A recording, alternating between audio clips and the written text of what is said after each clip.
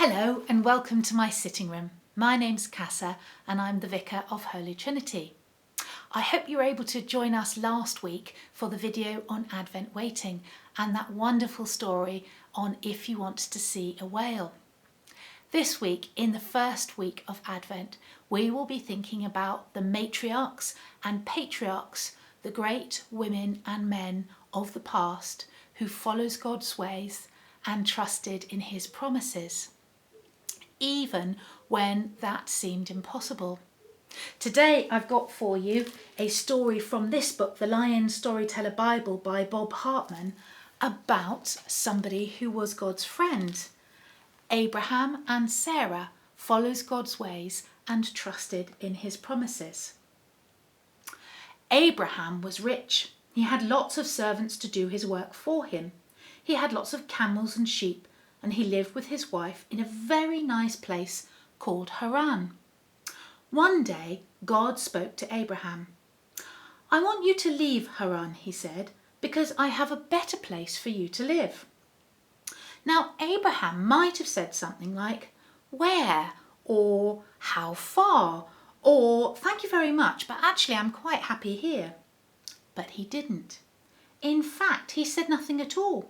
He just gathered up his wife and his servants and his camels and his sheep and went where God led him.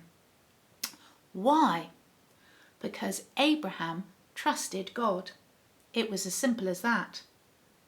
Canaan was the name of the place where God led Abraham, and a very nice place it was, a land flowing with milk and honey. It was what some people called it, which means that there were many cows and goats and bees there and plenty of flowers and grass for the animals to eat.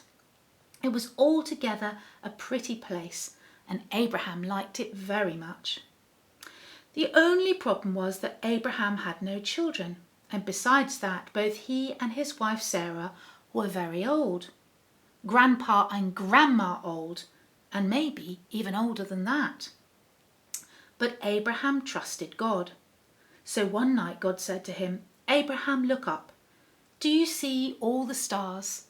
One day you will have so many children and grandchildren and great-grandchildren that counting the stars will be an easy job compared with counting them. Now, Abraham, look down. Do you see the ground? One day there will be more members of your family than there are bits of earth on that ground." What did Abraham do? He chuckled, that's what. He giggled. He chortled. He laughed. "Me and my wife have children," he cackled. "We're much too old for that."